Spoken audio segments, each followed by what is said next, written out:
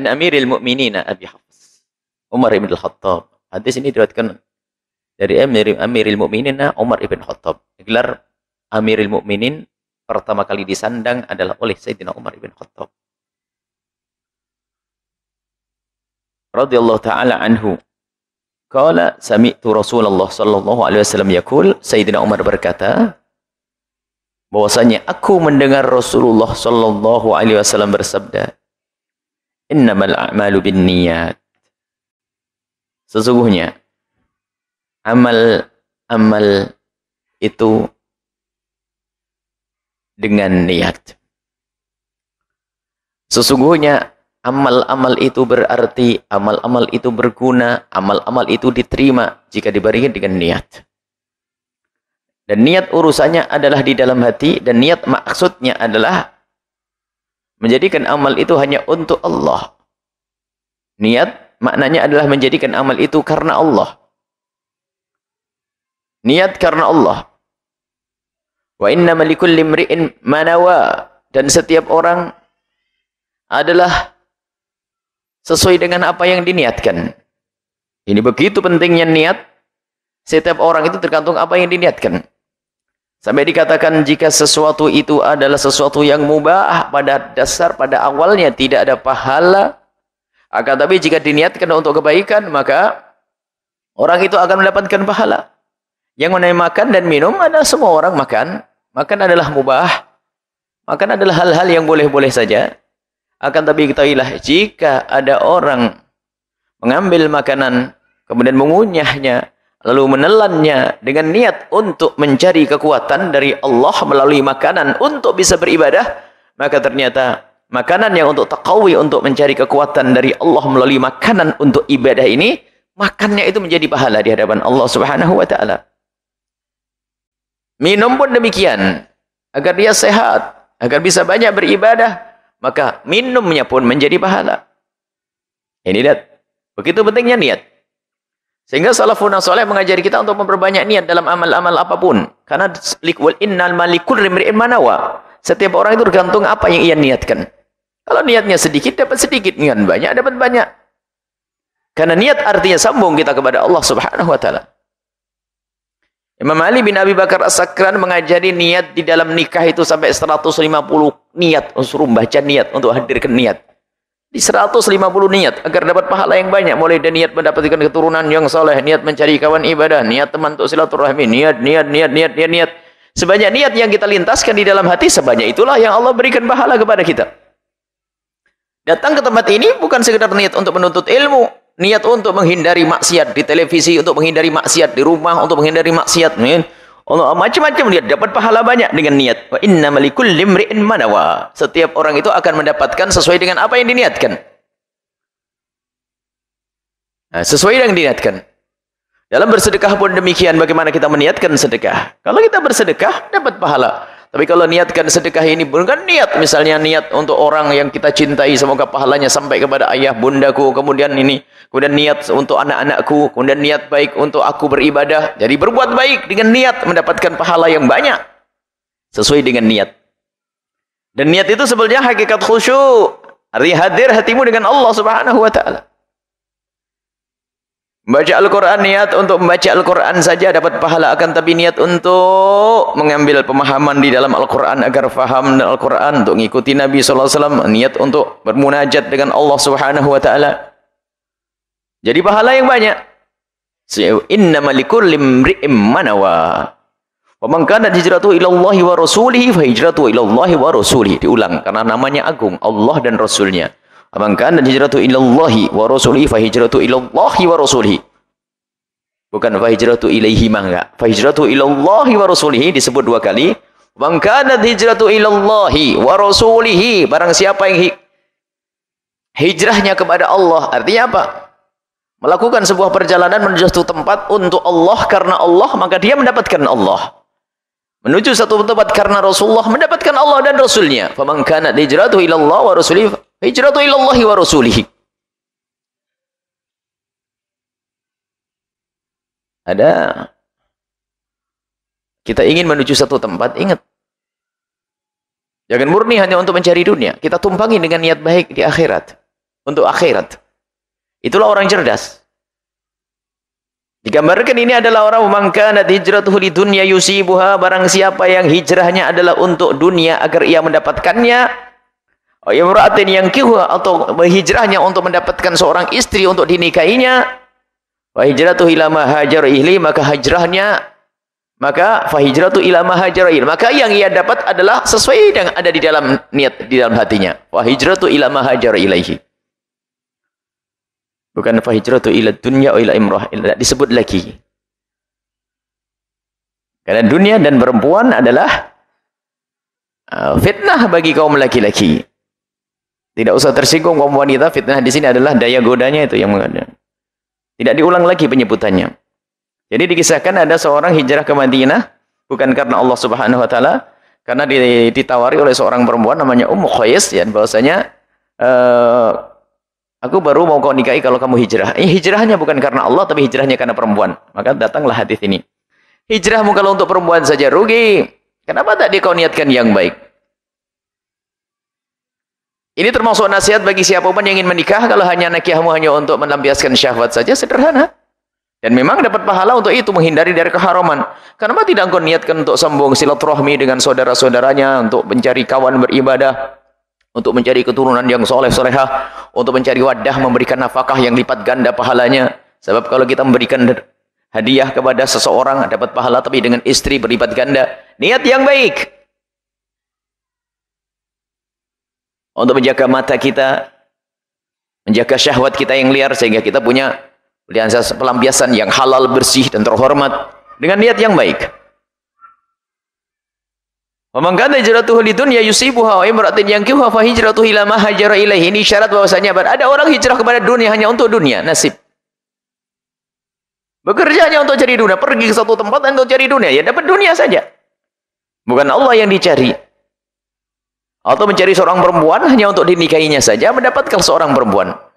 Tetapi hendaknya kita bisa menggunakan, arti kita bisa menghadirkan niat di dalam semua pekerjaan kita, biarpun itu yang katanya mubah, akan menjadi nilainya ibadah di hadapan Allah Subhanahu wa taala. Mana pendidikan niat di sini? Yang mau menikah ingat niat karena Allah. Kalau Anda ingin bekerja jangan semata-mata untuk mendapatkan rupiah, akan tapi ingat engkau bekerja untuk memberikan nafkah anak istrimu karena Allah, dan itu perintah dari Allah, dan yakini kalau itu adalah pahala besar di hadapan Allah. Bahkan perjalananmu untuk mencari rizki itu adalah termasuk jihad kalau niatmu benar karena Allah Subhanahu wa taala. Jadi begitu pentingnya niat karena Allah, karena Allah, karena Allah.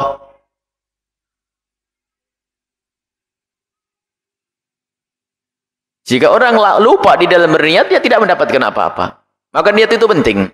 Niat itu adalah di permulaan, tapi untuk tujuan. Namanya niat itu dimulai dari awal, tapi untuk tujuannya nanti. Mulai dari melakukan pekerjaan, dia berniat. Berarti dimulai dari awal. Untuk tujuannya Allah Subhanahu wa ta'ala. Termasuk amal apapun yang Anda lakukan dari amal-amal dunia sekalipun, ingat. Tolong lintaskan niat karena Allah agar punya kualitas, punya nilai di hadapan Allah Subhanahu wa taala. Sehingga kita tidak akan menjadi budaknya manusia dalam berjuang. Ada orang kelihatannya berjuang. Pernah dengar orang yang pernah berjuang untuk karena dia merasa menjadi tulang punggungnya keluarga. Saya anak pertama laki-laki, adik saya banyak. Saya adalah tulang punggung dalam rumah tangga saya. Bapak saya meninggal, ibu meninggal. Saya bertanggung jawab untuk adik-adik saya. Ada mungkin seorang perempuan yang seperti itu juga, atau siapapun ada.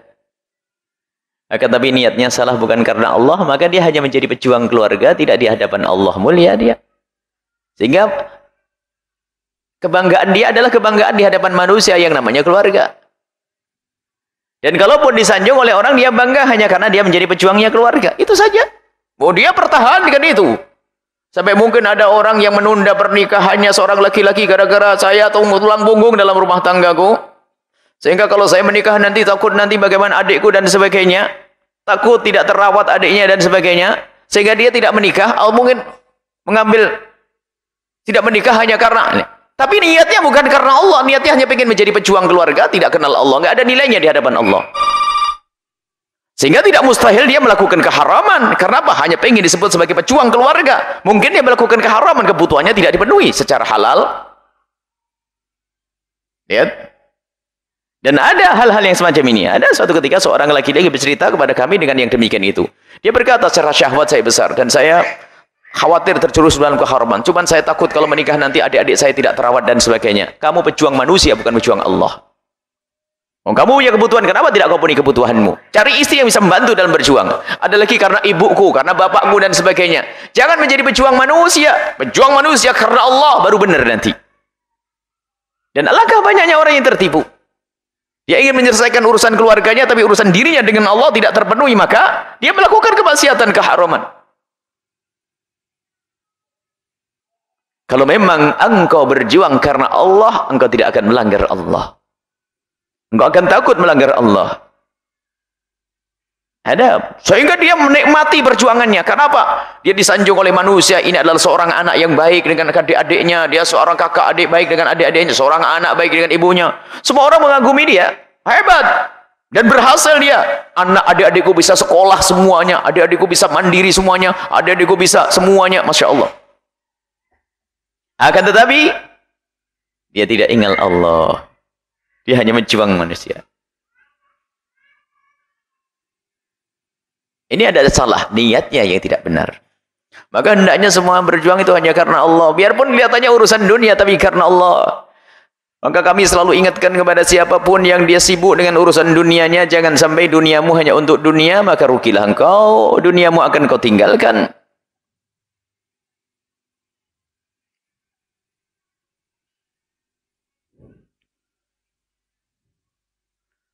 Seperti dikatakan dalam satu syair, ara talibad dunya wa in tala umruhu. Aku lihat seorang pencari dunia itu biarpun umurnya panjang, kaya raya, wa nala minad dunya sururau wa an'uma. Dia mendapatkan kenikmatan dunia, mobil ada, semuanya ada, rumah ada. Kabanin bana bunyanahu fa aqamah. Akan tapi kalau disaksikan dia seperti seorang yang membangun sesuatu sampai bangunan itu tegak, kokoh, pabriknya, rumahnya, mobilnya.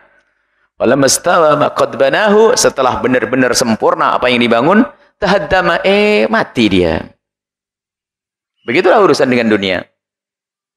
Kalau hanya untuk dunia, tapi yang mencari dunia untuk Allah, lihat apa yang ia bangun akan dilihat di akhirat. Yaitu apa? Bangunan-bangunan untuk akhirat.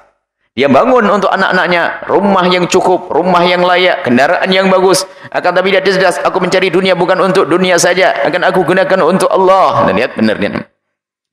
Sehingga dia membangun masjid, membangun madrasah, membangun pondok dan sebagainya. Lihat, wa in tahaddama, biarpun dia hancur, bangunannya akan ditemukan nanti di alam barzahnya. Bahkan ditemukan nanti di akhirat. Dia cerdas, padahal sama-sama jadi dunia.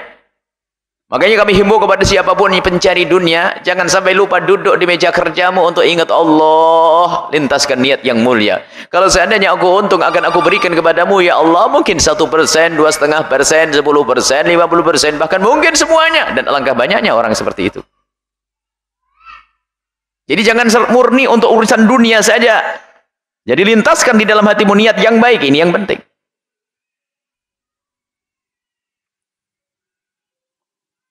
Dan juga yang mau menikah disebutkan di sini, wa man kana hijratuhu imratin yankihu li dunya yusibuha. Imratin yang perempuan, wanita. Disebut kalau Rasulullah perempuan, ada orang menikah hanya urusan perempuan. Nanti akan menjadi budaknya seorang istri, bukan menjadi budak Allah, mengabdi kepada seorang istri karena diperbudak seorang istri. Karena waktu menikah bukan karena Allah, dia mulai memilihnya pun tidak memilih orang yang kenal Allah, sehingga mengambil asal perempuan. Dan wanita ini, Nabi SAW dulu berwasiat dengan wanita. Waktu menjelang wafat, Nabi berwasiat kepada umat beliau tentang as-salah, as-salah. Kemudian Nabi berwasiat an-nisa, an-nisa, perempuan-perempuan. Istausu bin nisa ya khaira. Nabi wasiat tentang perempuan, karena perempuan ini Masya Allah luar biasa. Jika engkau salah di dalam berurusan dengan mereka, neraka bagimu.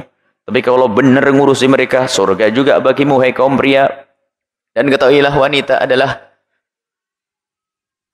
Ada kalau kisah Sayyidina Adam alaihissalam adalah juga apa yang diingin oleh Sayyidina Hawa, Sayyidatuna Hawa menjadikan Sayyidina Adam menurutinya. Dan dari masa ke masa semacam itu. Karena wanita dengan kelembutannya, wanita dengan segala bentuk kewanitaannya, itu adalah ada daya goda kepada seorang laki-laki dan juga menjadikan lemah seorang laki-laki. Sampai dikatakan dalam hadis seperti itu. Orang yang cerdas pun bisa menjadi bahlul di depan kaum wanita. Makanya hati-hati berurusan dengan wanita. Harus benar karena Allah. Sampai Nabi sudah mengingatkan bahwasanya fitnah yang paling besar bagi seorang laki-laki adalah yang namanya wanita. Jadi fitnah yang paling besar bagi kaum laki-laki adalah wanita. Kalau salah dia dalam berurusan dengan wanita, maka sesungguhnya dia telah mengambil langkah yang salah. Langkah yang salah. Menikahnya pun diajar oleh Nabi, tungkahul mar'atu li arba'in. Kalau menikah dengan seorang perempuan, ingat arba'in, 4 hal yang harus kau perhatikan. Pertama apa? Limaliha, li jamaliha, wa limaliha, li hasabiha, wa li diniha, fatfar fitadid dini taribat yadak.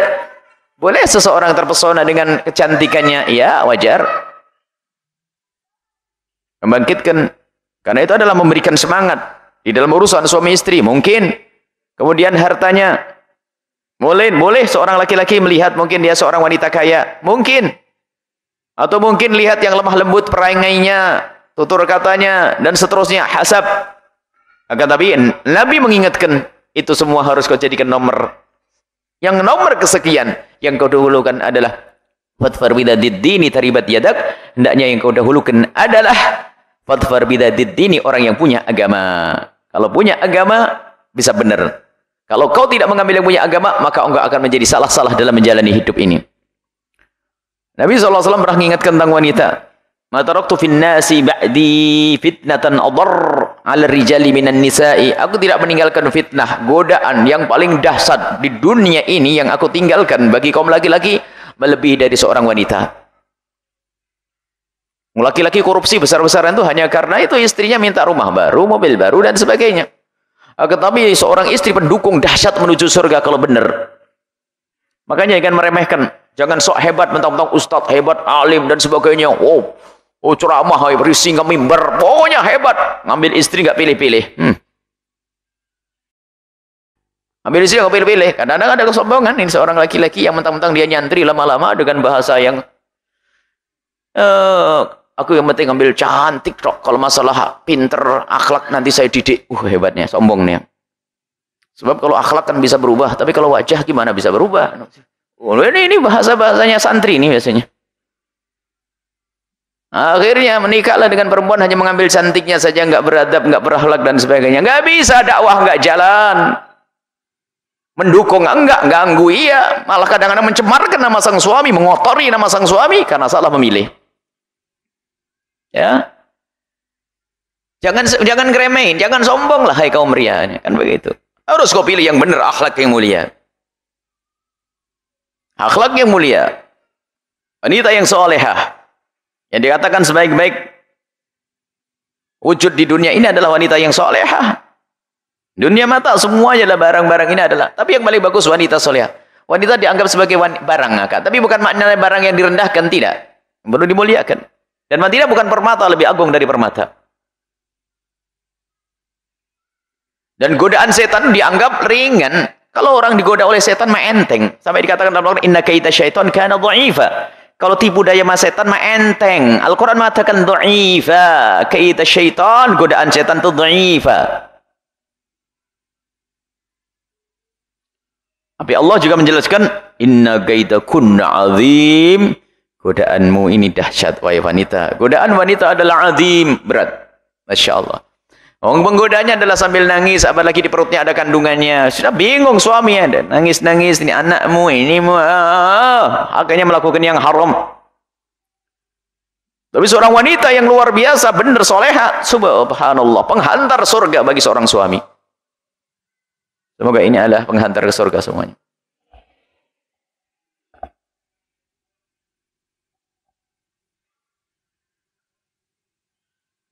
Ada sebagian orang memang tidak peduli urusan wanita. Maka wanita ini perlu dimuliakan di rumah kita. Karena apa? Kalau rendah menjadi rumah, rendah sebuah keluarga. Wanita harus dididik dengan kebenaran. Di negeri kafir sana, lihat perempuan direndahkan, rusaklah. Sampai wanita tidak anggap sebagai madrasah. Madrasah pertama bagi seorang anak adalah ibunda yang baik. Ibunda yang baik. Dan pendidikan pertama bagi seorang bapak kepada anaknya adalah memilih istri yang baik, yang benar. Ada seorang laki-laki, seorang anak ribut dengan bapaknya, datang kepada Sayyidina Umar bin Khattab. Ya. Bapaknya marah-marah mengadukan tentang kejahatan anaknya bandel, anaknya durhaka, anaknya nggak bakti. Akhirnya ngadep kepada Sayyidina Umar bin Khattab. Tiba-tiba sang anak bertanya, wahai khalifah, apa sih kewajiban bapak kepada anaknya? Bapak saya menuntut kewajiban saya kepadanya. Saya punya bapak menuntut saya berbakti kepadanya. Cuman saya pengen tahu ya khalifah, apa sih kewajiban seorang bapak kepada anaknya? Sebelum terlahir anak itu sendiri. Dijawab oleh Khalifah Umar, kewajiban seorang bapak kepada anaknya sebelum anak itu terlahir adalah yang pertama, memilih ibu yang baik. Jadi kalau seorang laki-laki memilih ibu yang salah, itu adalah sebetulnya telah dolim kepada anak. Dolim kepada seorang anak. Yang suami kan kerja, pulang berangkat pagi, pulang sore. Anaknya akan dipeluk oleh seorang ibu. Kalau dia adalah serigala, akan menjadi serigala. Tapi kalau dia seorang ibu yang soleh, yang baik, akan menjadi baik. Makanya perlu memilih pasangan yang benar, istri yang benar, istri yang baik. Baik, kembali kepada masalah niat, lihat.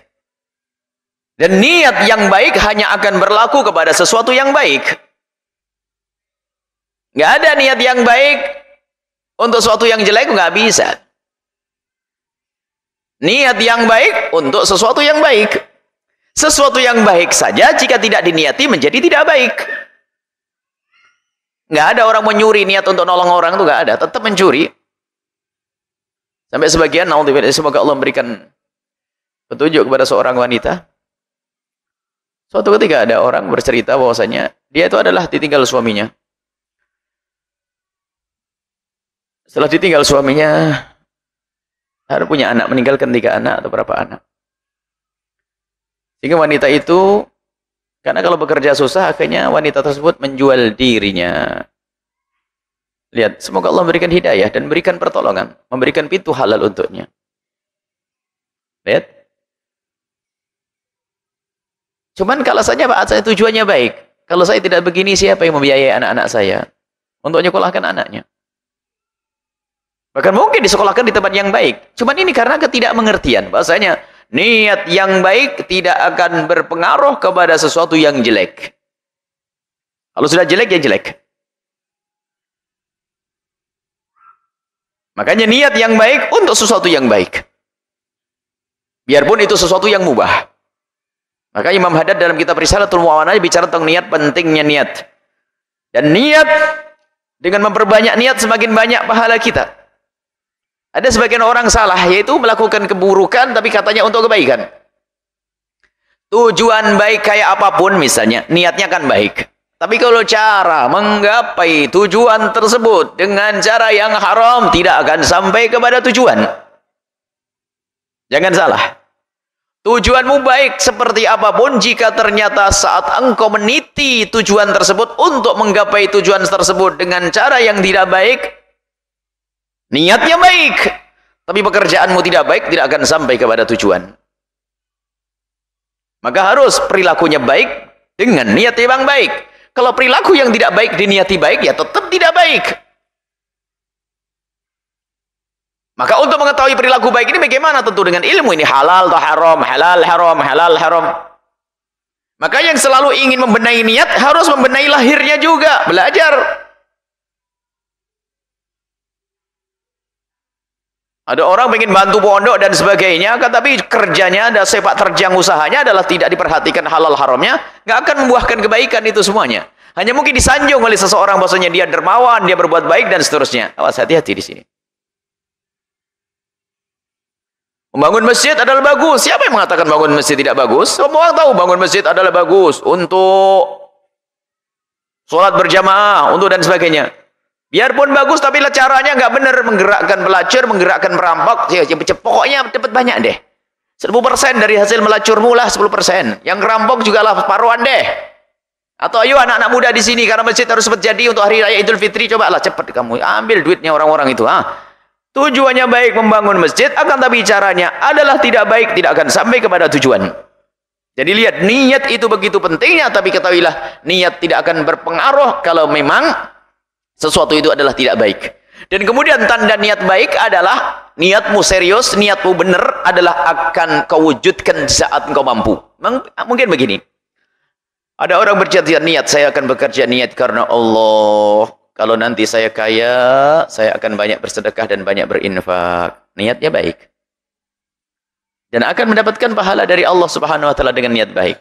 Cuma niat baik itu harus ada buktinya dong. Tidak cukup orang niat-niat tok tapi nggak ada bukti. Kapan itu buktinya? Di saat benar-benar kaya, apa yang kau lakukan? Di saat kau benar-benar kaya, ternyata engkau kok ogah-ogahan dalam bersedekah dan infak, berarti niatmu dulu bohong. Sebab sudah nggak bisa dipungkiri niat di dalam hatimu, dan hati itu yang menguasai anggota tubuhmu. Ya memang hatimu mencari dunia adalah dulu untuk Allah, sebagian akan aku berikan untuk Allah, pasti akan kau berikan untuk Allah. Ini secara otomatis tidak bisa dipungkiri. Nah ini, mengambil untuk Allah. Dia bekerja karena Allah. Lihat, kalau niatnya benar. Sama Imam Ghazali mengisyaratkan, ada orang niatnya kayaknya menuntut ilmu, kamu untuk apa nyantri? Mungkin ini lanjutan nanti tadi pagi. Orang nyantri, saya ingin punya ilmu yang manfaat. Maksudnya apa? Ya biar saya bisa mengamalkan ilmu dan sebagainya. Baik, benar. Tentunya melewati satu masalah amal-amal yang baik. Nah kalau sudah melewati satu masalah amal yang baik dan dia faham dan dia mampu melakukan, kok tidak melakukan, berarti niatmu dulu bohong. Kamu sudah ngerti ilmunya dan kamu mampu untuk melakukannya. Lah kok kenapa tidak melakukan? Berarti niatmu dulu bohong. Sebab niat itu dalam hati kuat. Niat itu matiyah kendaraanmu untuk sampai tujuan itu, ya niatmu yang benar itu. Kalau niatnya setengah-tengah, lihat. Atau niatnya bukan karena Allah, hanya niatnya latah saja. Aku niat menuntut ilmu karena Allah untuk mendapatkan ilmu yang manfaat. Tidak disadari oleh hatinya. Ilmu manfaatnya gimana? Ilmu yang bermanfaat untukku, yang menyelamatkan jemariku dari neraka, yang menyelamatkan mataku dari neraka, yang menyelamatkan kakiku dari neraka, yang menyelamatkan anggota tubuhku dari neraka. Niat. Sehingga dia saat dia menuntut ilmu, untuk itu loh. Untuk menyelamatkan dirinya. Sehingga dia mendapatkan ilmu keharaman. Aku tidak boleh melakukan yang haram. Lihat, ilmu taat, aku harus melakukannya. Karena apa? Niatnya benar. Aku mencari harta ini karena Allah. Maka di saat mendapatkan, diberikan untuk Allah. Tapi kalau niatnya hanya niat di lidah saja, latah saja, aku niat-niat, tidak disadari dengan hatinya. Maka begitu pentingnya niat ini. Niat. Innamal a'malu bin niat. Wa innamal likulli imri'in ma nawa. Ketahuilah seseorang itu akan mendapatkan sesuatu sesuai dengan apa yang ada di dalam hatimu. Maka ayo kita semua benahi niat kita. Kita datang ke sini karena apa? Mungkin latah ikut-ikutan. Tidak benar niatnya. Niat yang baik karena Allah. Ingin mengamalkan ilmu. Dan bawa pulang ilmu itu untuk kita amalkan. Amalkan ilmu itu. Walau bil usyri. Biarpun hanya 1/10 dari yang kita ketahui. Atau biarpun hanya sekali dari amalan sunnah yang kita dengar. Mungkin kita belum bisa. Dan kita mohon maaf kepada Allah. Ya Allah, aku hari ini mendengar ilmu sunnah ini ya Allah. Tapi aku tidak bisa melakukannya. Minta ampun kepada Allah. Biar urusan sunnah. Kalau wajib jangan sampai ditinggalkan dong. Urusan sunnah. Bercerita. Apa kebaikan apapun. Misalnya mendengar salat tahajud. Atau yang belum bisa tahajud. Istighfar ya Allah. Aku sudah mendengar ilmu tahajud. Tahajud sunnah. Tapi aku kok belum bisa melakukannya. Minta ampun kepada Allah. Sebagai tanda kalau dia menyesal. Itu tanda niatnya dulu benar. Karena apa menyesal dia? Aku sudah punya ilmu kok tidak bisa melakukannya. Dulu mau menikah katanya pengen cari kawan untuk beribadah kepada Allah. Mau ketua akad pun sudah dibimbing. Ya, niat jadi tempat teman ibadah karena Allah. Setelah menikah jarang ngaji malah. Ini kan problem nih. Ayo, ini pengantin-pengantinnya itu. Setelah menikah dulu waktu masih bujang lu, masya Allah rajin. Oh jangan-jangan ngaji hanya pengen cari jodoh ini tadi. Bang mangan ijrahul imratin yang kiwa. Ini dunia yusifu imratin yang kiwa. Jangan-jangan dari majelis saya pengen nikah tok. Buktinya setelah nikah bubar yang ngajinya. Tapi kalau benar niatmu karena Allah, lihat semakin giat karena sudah diberi oleh Allah nikmat pasangan yang halal, yang mulia, semakin giat. Lihat niatnya biar saya mencari duit nanti untuk ibadah dan sebagainya. Sudah dapat sepeda, punya sepeda, dapat motor. Semakin dapat sesuatu yang lebih besar, semakin jauh dari Allah. Awas, hati-hati. Niatmu yang salah. Dan jika niatmu salah, semuanya tidak akan ada nilainya di hadapan Allah Subhanahu wa taala. Innamal a'malu binniyat. Maka semua koreksi tentang niatmu. Dan ingat, sebaik apapun niatmu, jika pekerjaannya tidak baik, tidak akan sampai kepada Allah. Anda dengar program pondok pesantren, maka ketahuilah, yang harus Anda lakukan dengan cara yang baik, bukan cukup dengan niat yang baik. Aku niat bantu pesantren, aku niat ingin bangun pondok, akan tapi jika ternyata engkau ambilkan dari harta yang haram, yang benar, tidak akan sampai kepada Allah. Makanya kami pun selalu seru kepada siapapun yang ingin bantu pondok ini, tolong selesaikan urusanmu dengan Allah dulu.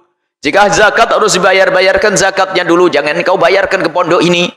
Jika kau punya tanggungan-tanggungan yang harus diselesaikan dalam waktu singkat, selesaikan dulu urusanmu dulu kepada Allah. Baru bantu untuk pembelian tanah sebelah ini. Berapa ibu? Jangan lupa ibu bapak untuk mendoakan ya. Yang serius bulan Ramadan ya. Bulan Ramadan jangan lupa untuk banyak berdoa. Kita membeli tanah sebelah ini kurang lebih harganya 2,5 miliar lebih. Mohon segera diniatkan. Semuanya niat karena Allah Subhanahu wa taala, dan doa. Dan doa yang luar biasa. Doa setiap malam. Kekuatan doa itu dahsyat, dan kami yakin betul dengan doa-doa itu. Bahkan yakin di antara para hadirin ini memang ada hamba yang dicintai oleh Allah, sehingga kapan kami memohon, meminta untuk didoakan itu selalu ada jawaban di esok harinya. Jawaban ini belum dijawab, kayaknya belum serius doanya ini. Doa akan sambil nangis minta kepada Allah, ya Allah kirimkan ahli surga yang bisa menyelesaikan pembelian tanah di sini. Baik, ini saja insya Allah. Hal yang mau ditanyakan silakan. Hadis ini diriwayatkan oleh Imam Bukhari dan Imam Muslim. Hadis riwayat Imam Bukhari dan Imam Muslim rahimahullah taala dalam kitab sahihnya. Sahih Bukhari dan Sahih Muslim.